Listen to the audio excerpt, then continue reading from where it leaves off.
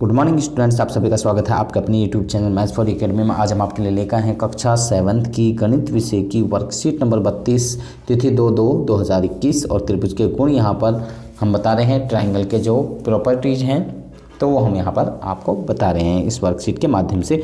आओ याद करें।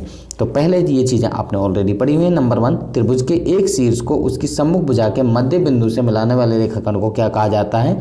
माध्यिका कहते हैं। जैसे मैंने यहाँ पर फिल इन द ब्लैंक्स में लिखा हुआ है। दूसरा, त्रिभुज के एक शीर्ष से उसकी सम्मुख भुजा पर खींचे गए लंब को त्रिभुज का क्या कहा जाता है? शीर्ष लंब कहा जाता है, जिसको एल्टीट्यूड कहा जाता है। इसको मीडियन कहा जाता है। नंबर 3, त्रिभुज की कोई दो भुजाओं की मापों का योग जो है तीसरी भुजा की माप से क्या होता है? अधिक होता है, यानी कि ग्रेटर होता है ऑलवेज। नंबर 4, त्रिभुज की कोई दो भुजाओं की मापों का जो अंतर होता है वो तीसरी भुजा की माप से क्या होता है? छोटा होता है, यानी कि जो अंतर होता है वो क्या होता है? छोटा होता है। नंबर 5, पाइथागोरस गुण केवल समकोण त्रिभुज के लिए ही मान्य होता है। तो यहाँ पर समकोण त्रिभुज आएगा फिल इन द ब्लैंक्स में। तो पाइथागोरस गुण केवल कहाँ पर यूज होता है? समकोण त्रिभुज के लिए ही अप्लाई होता है। तो आगे यहाँ लिखा हुआ है, कागज की 21 पट्टियाँ निम्न दिए गए निर्देशों के अनुसार काटिए। जैसा कि यहाँ पर दिया गया है 2 पट्टियाँ 6 सेंटीमीटर के अनुसार, 4 पट्टियाँ 7-7 सेंटीमीटर के अनुसार, 6 पट्टियाँ 8 सेंटीमीटर के अनुसार, 2 पट्टियाँ 9 सेंटीमीटर के अनुसार, 2 पट्टियाँ 10-10 सेंटीमीटर के अनुसार होंगी और 1 पट्टी 11 सेंटीमीटर के अनुसार होगी, 2 पट्टियाँ 15 सेंटीमीटर के अनुसार और 2 पट्टियाँ जो है 17 सेंटीमीटर के अनुसार यहाँ पर हमें खींचनी है। तो यहाँ पर इस तरीके से हम उनको इसमें से काट सकते हैं। कागज़ की 21 पट्टियाँ निम्न दिए गए निर्देशों के अनुसार काटिए, तो उनको काट लेना है। आगे यहाँ पर क्या कहा जा रहा है आपसे? तो यहाँ आप यहाँ देख सकते हैं आगे। तो यहाँ पर अब सारणी के दिए अनुसार 3-3 पट्टियों से त्रिभुज बनाइए और सारणी को पूरा कीजिए। तो यहाँ त्रिभुज की माप जैसे 7, 9, 8 ये त्रिभुज की मापें हैं, तो क्या त्रिभुज बन सकता है या नहीं? बन सकता है या नहीं? यदि हाँ तो त्रिभुज का प्रकार लिखिए, यानी कि उसका नाम भी हमें बताने कि उसका नाम क्या होगा। तो यहाँ 7, 9, 8 हमारी ये भुजाएं हमें दे रखी हैं, तो त्रिभुज संभव है या नहीं है? तो हमने लिखा है यहाँ पर हाँ त्रिभुज संभव है। क्यों त्रिभुज संभव है? कि जो हमारी भुजा दे रखी है, छोटी भुजाएं 7 और 8 जो दे रखे हैं, इनका अगर हम स्क्वायर करते हैं तो वो 9 के स्क्वायर से क्या है? बड़ा है, तो वो त्रिभुज होगी न्यून कोण। तो यहाँ पर 6, 10 और 8, तो यहाँ पर हमारे लिए साइड्स दे रखे हैं, तो हमने यहाँ लिखा कि त्रिभुज संभव है, बिल्कुल है। तो इससे त्रिभुज कौन सी बन रही है? समकोण बन रही है। क्यों बन रही है? तो मैं आपको यहाँ पर बता देता हूँ। 6 का स्क्वायर करेंगे और 8 का स्क्वायर करेंगे, उन दोनों को जोड़ देंगे तो वो 10 के स्क्वायर के बराबर होगी, इसलिए समकोण त्रिभुज होगी।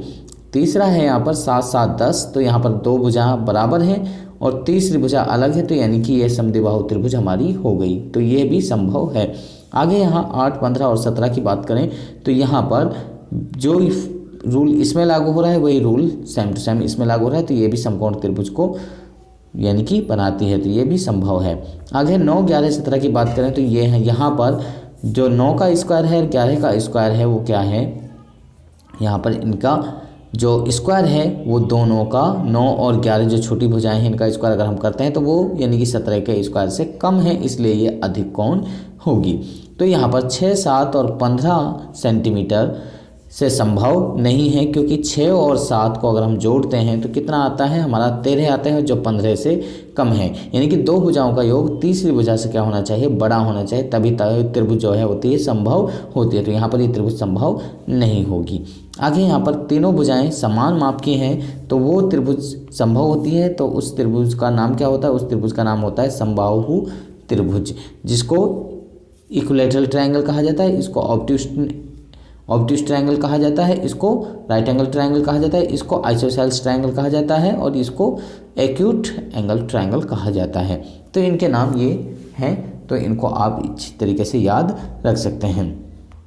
तो आगे यहाँ पर आपको कुछ सवाल और दिए गए हैं। यहाँ पर अगला क्वेश्चन, जब जितने भी त्रिभुज आपने बनाए हैं उन सभी में माध्यिका और शीर्षलंब खींचिए। माध्यिका कैसे खींचते हैं और शीर्षलंब कैसे खींचते हैं? सारणी द्वारा बताइए कि आपके कितने समकोण त्रिभुज प्राप्त हुए हैं तथा इन समकोण त्रिभुजों के लिए पाइथागोरस गुण की सत्यता की जांच कीजिए। जैसे मैंने अभी आपको यहाँ पर बताया है कि आप 6 का स्क्वायर करेंगे तो 36 हो जाएगा, प्लस में 8 का स्क्वायर करेंगे 64 हो जाएगा, और इधर लिखा हुआ है 10 का, जैसे हम इसको यहाँ पर लेके चल रहे हैं तो यहाँ पर 10 का स्क्वायर अगर हम करते हैं तो यहाँ पर हो जाता है 100। तो इन दोनों को जोड़ेंगे तब भी 100 आएगा, और इधर इस 10 का स्क्वायर करेंगे तब भी 100 आएगा। तो यहाँ पर दोनों का जो है इधर साइड भी 100 आ जाएगी और अदर साइड भी 100 आ जाएगी, दोनों बराबर आ जाएंगी।